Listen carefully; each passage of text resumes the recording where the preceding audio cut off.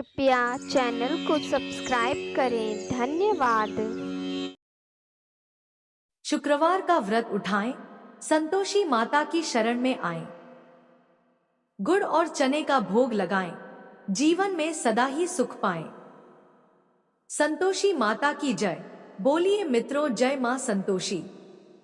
हे मां संतोषी, आप हम सभी भक्तों पर अपनी कृपा सदा ही बनाए रखना। मित्रों, संतोषी माता के चरण कमलों का ध्यान करते हुए सुनते हैं शुक्रवार व्रत की बहुत ही सुंदर कथा। प्राचीन समय की बात है। एक गांव में एक बुढ़िया रहा करती थी। उस बुढ़िया के 7 पुत्र थे। 6 कमाने वाले थे और एक पुत्र कमाता नहीं था।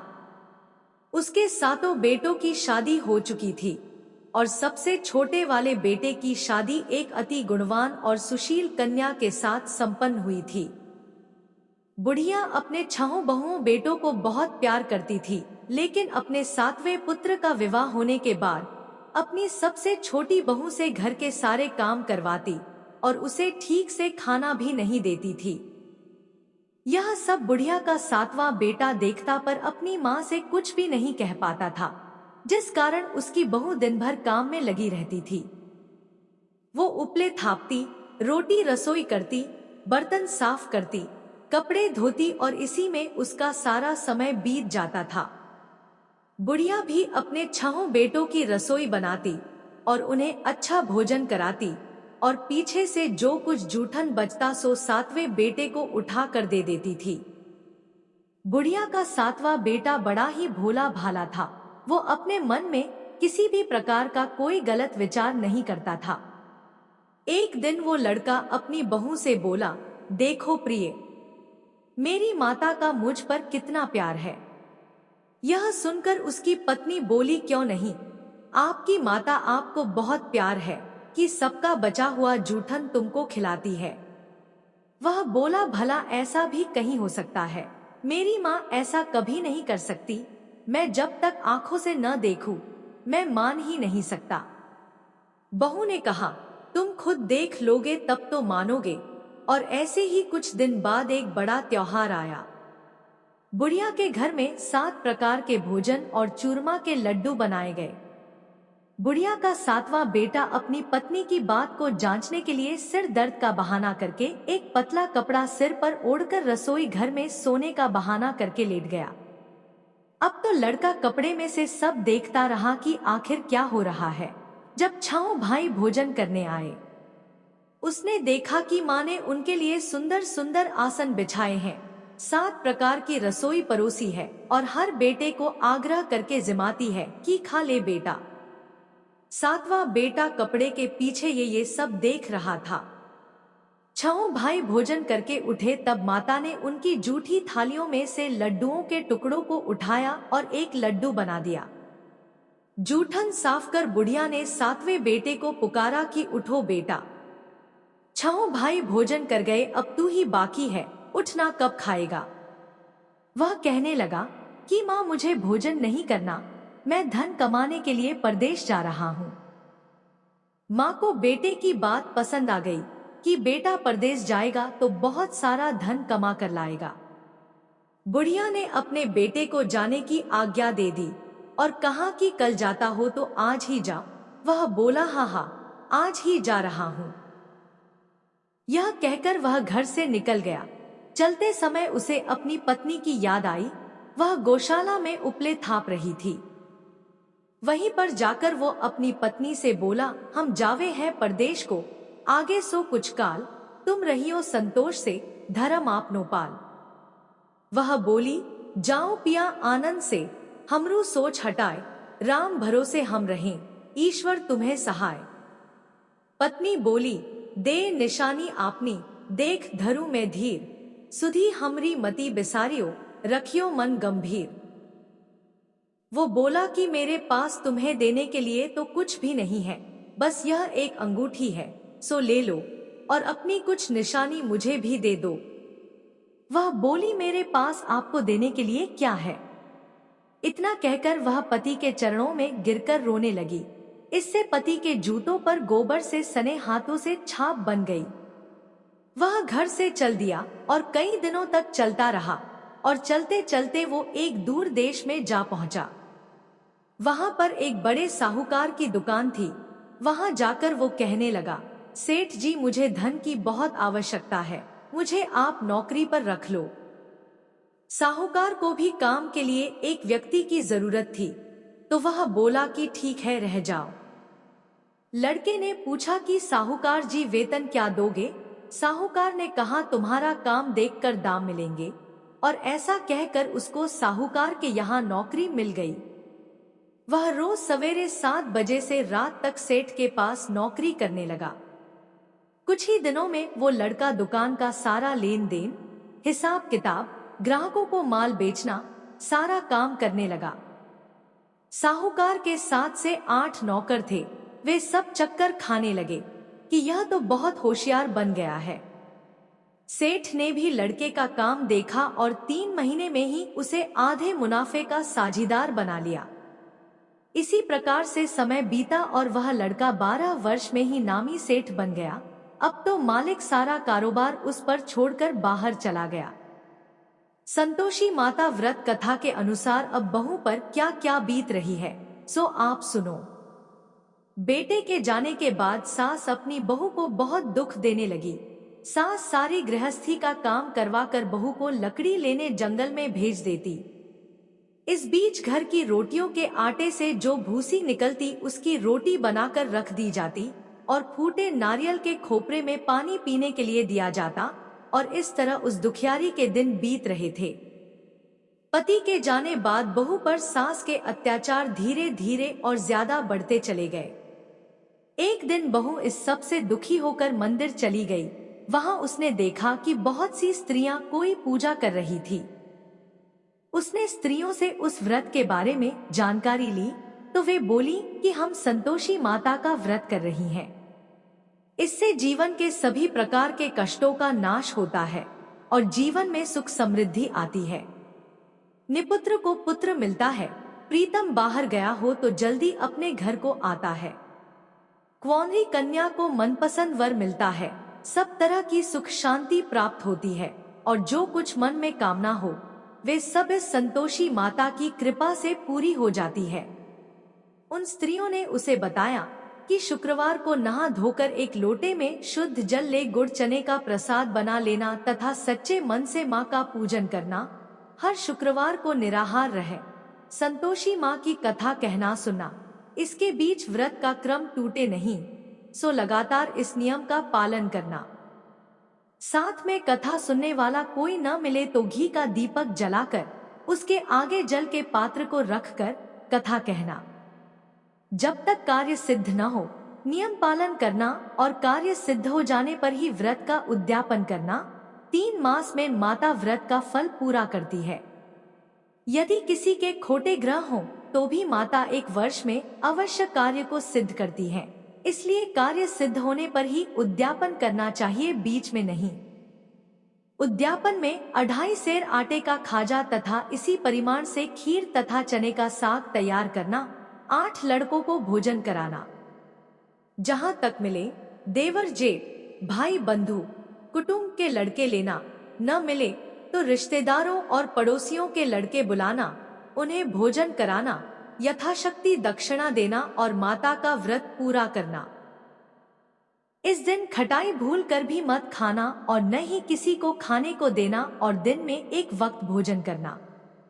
उन महिलाओं से व्रत का सारा विधान सुनकर अब तो बहू हर शुक्रवार को पूरी सच्ची श्रद्धा से संतोषी माता का व्रत करने लगी। संतोषी माता की कृपा से कुछ ही दिनों के बाद उसे अपने पति का पत्र मिला, साथ ही पति के भेजे हुए पैसे भी आ गए। यह सब देखकर जेठानी मुंह सिकोड़ने लगी और बोली, इतने दिनों में पैसा आया, इसमें क्या बड़ाई है। लड़के ताने देने लगे, काकी के पास अब पत्र आने लगे, रुपया आने लगा, अब तो काकी की खातिर बढ़ेगी, अब तो काकी बुलाने से भी नहीं बोलेगी। बेचारी सरलता से कहती, भैया पत्र आवे, रुपया आवे तो हम सबके लिए अच्छा है। ऐसा कहकर आंखों में आंसू भरकर संतोषी माता के मंदिर में आकर मातेश्वरी के चरणों में गिरकर रोने लगी और बोली कि माँ, मैंने तुमसे पैसा नहीं मांगा, मुझे पैसे से क्या काम है, मुझे तो अपने सुहाग से काम है। मैं तो अपने स्वामी के दर्शन और सेवा मांगती हूँ। तब माता ने प्रसन्न होकर कहा, जा बेटी, तेरा स्वामी बहुत जल्दी तेरे पास आएगा। यह सुनकर वह खुशी से बावली हो गई और घर में जा काम करने लगी। अब संतोषी माँ विचार करने लगी कि इस भोली भाली पुत्री से मैंने कह तो दिया तेरा पति आएगा, पर कहां से? वह तो स्वप्न में भी इसे याद नहीं करता, उसे याद दिलाने मुझे जाना पड़ेगा। इस तरह माता बुढ़िया के बेटे के पास स्वप्न में प्रकट होकर कहने लगी, साहूकार के बेटे, सोता है या जागता है? वह बोला, माता, सोता भी नहीं हूँ, जागता भी नहीं हूँ, बीच में ही हूँ, कहो क्या आ गया है? माँ कहने लगी, तेरा घर बार कुछ है या नहीं? वह बोला, मेरा सब कुछ है माता, माँ बाप, भाई बहन, बहू, क्या कमी है? माँ बोली, पुत्र, तेरी स्त्री घोर कष्ट उठा रही है, माँ बाप उसे दुख दे रहे हैं, वह तेरे लिए तरस रही है, तू उसकी सुधि ले। वह बोला, हाँ माता, यह तो मुझे मालूम है, परंतु मैं जाऊं तो जाऊं कैसे? परदेश की बात है, लेन देन का कोई हिसाब नहीं, कोई जाने का रास्ता नजर नहीं आता, मैं कैसे चला जाऊं? माँ कहने लगी, मेरी बात मान, सवेरे नहा धोकर संतोषी माता का नाम ले और एक घी का दीपक जला, दंडवत होकर दुकान पर जाकर बैठना, देखते ही देखते तेरा लेन देन सब चुकता हो जाएगा, जमा माल बिक जाएगा, सांझ होते होते धन का ढेर लग जाएगा। जब सवेरे उठकर उसने लोगों से अपने सपने की बात कही तो वे सब उसकी बात अनसुनी कर खिल्ली उड़ाने लगे कि कहीं सपने भी सच होते हैं।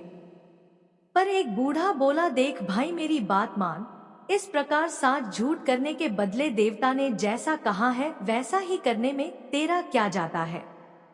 वह बूढ़े की बात मान, स्नान कर संतोषी माँ को दंडवत कर घी का दीपक जला, दुकान पर जा बैठा।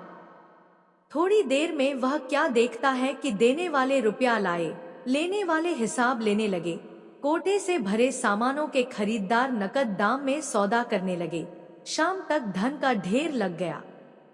माता का चमत्कार देख प्रसन्न होकर मन में माता का नाम लेकर अपने घर ले जाने के लिए गहना कपड़ा खरीदने लगा और वहां के काम से निपटकर वह घर को रवाना हुआ। वहां बहू बेचारी जंगल में लकड़ी लेने जाती है, लौटते वक्त माँ के मंदिर पर विश्राम करती है। वह तो उसका रोजाना रुकने का स्थान था। दूर से धूल उड़ती देख वह माता से पूछती है, हे माता, यह धूल कैसी उड़ रही है? माँ कहती है, हे पुत्री, तेरा पति आ रहा है। अब तू ऐसा कर, लकड़ियों के 3 बोझ बना ला, एक नदी किनारे रख, दूसरा मेरे मंदिर पर और तीसरा अपने सिर पर रख।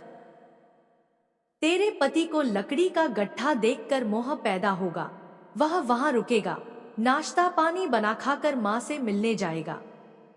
तब तू लकड़ियों का बोझ उठाकर घर जाना और बीच चौक में गट्ठा डालकर 3 आवाजें जोर से लगाना, लो सासू जी, लकड़ियों का गट्ठा लो, भूसी की रोटी दो और नारियल के खोपरे में पानी दो, आज कौन मेहमान आया है?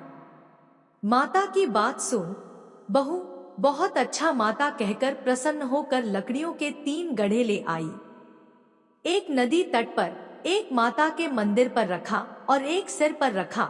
इतने में ही वहां एक मुसाफिर आ पहुंचा। सूखी लकड़ी देख उसकी इच्छा हुई कि अब यहीं विश्राम करे और भोजन बना खाकर गांव जाए, और इस प्रकार भोजन बना विश्राम कर वह गांव को गया। वो घर में सबसे प्रेम से मिला और उसी समय बहू सिर पर लकड़ी का गट्ठा लिए घर में आती है। लकड़ी का भारी बोझ आंगन में डाल, जोर से 3 आवाज देती है, लो सासू जी, लकड़ी का गट्ठा लो, भूसी की रोटी दो, नारियल के खोपरे में पानी दो। यह सुनकर सास बाहर आ गई। अपने दिए हुए कष्टों को भुलाते हुए कहती है, बहू ऐसा क्यों कहती है? तेरा मालिक, तेरा पति आया है, आ बैठ, मीठा भात खा, भोजन कर, कपड़े गहने पहन। इतने में आवाज सुन उसका स्वामी बाहर आता है और अपनी अंगूठी देख व्याकुल हो माँ से पूछता है, माँ यह कौन है? माँ कहती है, बेटा यह तेरी बहू है। आज 12 वर्ष हो गए तू जब से गया है, तब से सारे गांव में जानवर की तरह भटकती फिरती है। कामकाज घर का कुछ करती नहीं, 4 समय आकर खा जाती है। अब तुझे देखकर भूसी की रोटी और नारियल के खोपरे में पानी मांगती है। वह लज्जित हो बोला, ठीक है माँ, मैंने इसे भी देखा है और तुम्हें भी देखा है। अब मुझे दूसरे घर की चाबी दो तो उसमें ही रहूंगा। तब माँ बोली, ठीक है बेटा, तेरी जैसी मर्जी। इतना कहकर चाबी का गुच्छा पटक दिया। उसने चाबी लेकर दूसरे कमरे में, जो तीसरी मंजिल के ऊपर था, खोलकर सारा सामान जमाया और एक दिन में ही वहां राजा के महल जैसा ठाट बाट बन गया। अब क्या था, वे दोनों पति पत्नी सुखपूर्वक रहने लगे और इतने में अगला शुक्रवार आया। बहू ने अपने पति से कहा कि मुझे माता का उद्यापन करना है। पति बोला, बहुत अच्छा, खुशी से करो, और वह तुरंत ही उद्यापन की तैयारी करने लगी। जेठ के लड़कों को भोजन के लिए कहने गई। उसने मंजूर किया, परंतु पीछे जेठानी अपने बच्चों को सिखलाती है, देखो रे, भोजन के समय सब लोग खटाई मांगना, जिससे उसका उद्यापन पूरा न हो। लड़के जीमने आए, खीर पेट भरकर खाई, परंतु याद आते ही कहने लगे, हमें कुछ खटाई दो, खीर खाना हमें भाता नहीं, देखकर अरुचि होती है। बहू कहने लगी, खटाई किसी को नहीं दी जाएगी, यह तो संतोषी माता का प्रसाद है। लड़के तुरंत उठ खड़े हुए, बोले, चाची पैसा लाओ। भोली बहू कुछ जानती नहीं थी, सो उन्हें पैसे दे दिए। लड़के उसी समय जा करके इमली ला खाने लगे और यह देखकर बहू पर माताजी ने कोप किया। माता के क्रोध से राजा के दूत उसके पति को पकड़ कर ले गए और जेल में बंद कर दिया। इस सब से जेठ जेठानी बहू को खोटे वचन कहने लगे कि लूट लूट कर धन इकट्ठा करके लाया था, सो राजा के दूत पकड़ कर ले गए। चोर को अब सब मालूम पड़ जाएगा जब जेल की हवा खाएगा तो। बहू से यह वचन सहन नहीं हुए, वो रोती रोती माता के मंदिर में गई। बोली, हे माता, तुमने यह क्या किया? हंसाकर अब क्यों रुलाने में लगी हो?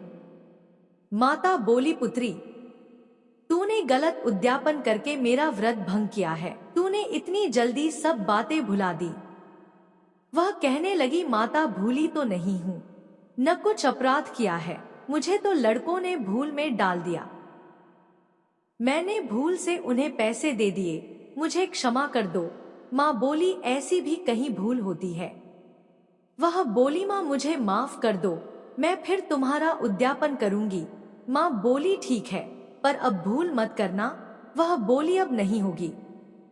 माँ बोली, जा पुत्री, तेरा पति तुझे रास्ते में ही आता मिलेगा। और वह घर को चल दी। राह में पति आता मिला तो उसने पूछा, तुम कहाँ गए थे? तब वह कहने लगा, इतना धन कमाया है, उसका कर राजा ने मांगा था, वहीं भरने गया था। वह प्रसन्न होकर बोली, भला हुआ, अब घर चलो। कुछ दिन बाद फिर शुक्रवार आया। वह बोली, मुझे माता का उद्यापन करना है। पति ने कहा, ठीक है, करो। वह फिर जेठ के लड़कों से भोजन करने को कहने गई तो जेठानी ने एक दो बातें सुनाई और लड़कों को सिखा दिया कि तुम पहले ही खटाई मांगना। लड़के कहने, जगह में खीर नहीं खाना, जी बिगड़ता है, कुछ खटाई खाने को देना। वह बोली, खटाई खाने को नहीं मिलेगी, आना हो तो आओ। और ऐसे वह ब्राह्मणों के लड़के बुलाकर भोजन कराने लगी। यथाशक्ति दक्षिणा की जगह एक एक फल उन्हें दिया और इससे संतोषी माता प्रसन्न हुई। माता की कृपा होते ही 9वें मास उसको चंद्रमा के समान सुंदर पुत्र प्राप्त हुआ। वो पुत्र को लेकर प्रतिदिन माता जी के मंदिर में जाने लगी। माँ ने सोचा कि यह रोज आती है, आज क्यों न मैं ही इसके घर चलूं, इसका आसरा देखूं तो सही। यह विचार कर माता ने भयानक रूप बनाया। गुड़ और चने से सना मुख, ऊपर सूंड के समान होंठ, उस पर मक्खियां भिन भिना रही थी। दहलीज में पांव रखते ही उसकी सास चिल्लाई, देखो रे, कोई चुड़ैल डाकिन चली आ रही है, लड़कों इसे भगाओ, नहीं तो किसी को खा जाएगी। लड़के डरने लगे और चिल्लाकर खिड़की बंद करने लगे। यह सब बहू रोशनदान में से देख रही थी।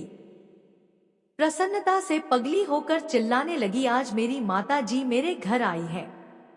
यह कहकर बच्चे को दूध पिलाने छोड़ देती है। इतने में सास का क्रोध फूट पड़ा। बोली, रान इसे देखकर कैसी उतावली हुई है जो बच्चे को पटक दिया। इतने में माँ के प्रताप से जहां देखो वहीं लड़के ही लड़के नजर आने लगे। वह बोली, माँ जी, मैं जिनका व्रत करती हूँ यह वही संतोषी माता है। इतना कह झट से सारे घर के किवाड़ खोल देती है। सबने माता के चरण पकड़ लिए और विनती कर कहने लगे हैं, माता हम मूर्ख हैं, हम अज्ञानी हैं, पापी हैं। तुम्हारे व्रत की विधि हम नहीं जानते। तुम्हारा व्रत भंग कर हमने बहुत बड़ा अपराध किया है। हे माता, आप हमारा अपराध क्षमा करो। इस प्रकार माता प्रसन्न हुई और सभी को आशीर्वाद दिया। माता, आपने बहू को जैसा फल दिया वैसा सबको देना। जो भी भक्त माता की यह कथा पढ़े उसका हर मनोरथ पूर्ण हो। तो बोलिए प्रेम से संतोषी माता की जय।